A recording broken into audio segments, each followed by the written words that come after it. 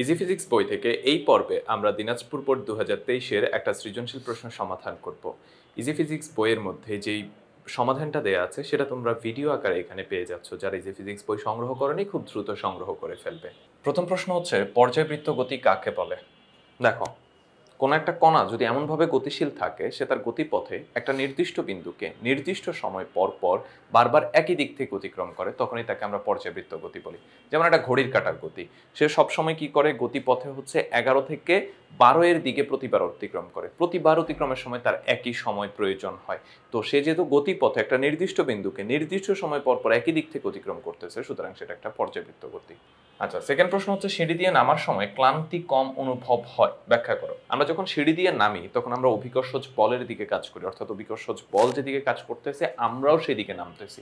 যেহেতু বলের দিকে স্মরণ করতেছে, এই ক্ষেত্রে আমাদের ক্লান্তি কম অনুভব হয়। সেই সাথে আরো একটা বিষয় হচ্ছে, যখন আমরা উপর থেকে নিচের দিকে নামি প্রতিনিয়ত আমাদের উচ্চতা কমতে থাকে। উচ্চতা কমতে থাকার কারণে আমাদের কিন্তু বিভব শক্তির পরিমাণ হ্রাস পায়, যার ফলে আমরা ক্লান্তি কম অনুভব করি। এরপর একটা ফুটবল আঘাত করার পর ফুটবলটি মাঠে সুষম মন্দনে গড়িয়ে 90 মিটার দূরত্ব অতিক্রম করার পর বলটি থেমে যায়। খেয়াল করো, একটা ফুটবলকে আঘাত করার পর ফুটবলটি মাঠে সুষম মন্দনে গড়িয়ে 90 মিটার দূরত্ব অতিক্রম করার পর বলটি থেমে যায়। গোলরক্ষক একটি ধরে ফেলে। আঘাতের সময় বলটির বেগ ছিল 108 কিলোমিটার পার আওয়ার। তাহলে আঘাতের সময় বেগ কত সেটা বলা আছে, কতটুকু দূরত্ব অতিক্রম করে সেটা বলা আছে, তারপর থেমে যায় অর্থাৎ শেষ বেগ বলা আছে, এবং মন্দনে চলে সেটা বলা আছে। প্রশ্ন হচ্ছে গোলরক্ষক কত সময় পর বলকে ধরতে পারবে? তাহলে এখানে দূরত্ব হচ্ছে 90 মিটার, আদিবেগ শেষ বেগ দুইটাই দেয়া আছে, আমাদের কাছে প্রয়োজন শুধুমাত্র সময়টা।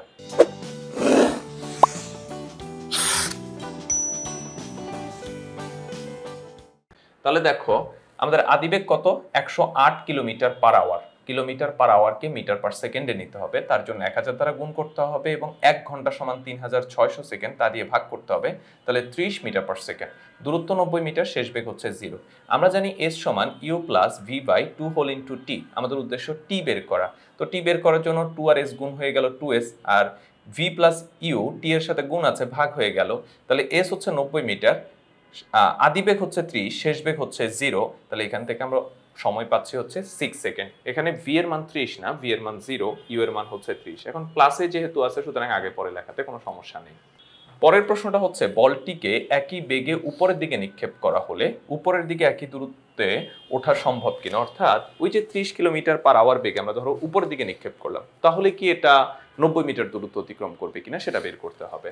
আমরা সূত্র জানি v স্কয়ার সমান u স্কয়ার মাইনাস 2gh।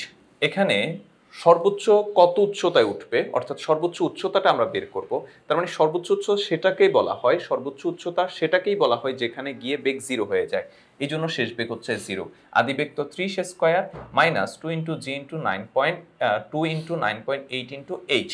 এখন এইটাকে মাইনাস যেহেতু আছে এই পাশে আসলে প্লাস হয়ে যাবে, আর 30 হচ্ছে যে এই পাশে থাকতেছে 30 স্কয়ার, মানে এইটাকে এই পাশে নিয়ে আসলাম, এখানে তো 0, এটাকে এই পাশে নিয়ে আসলাম, বাকি সব সেম থাকলো। তাহলে এই সমান কি হবে, 30 স্কয়ার ডিভাইডেড 2.98।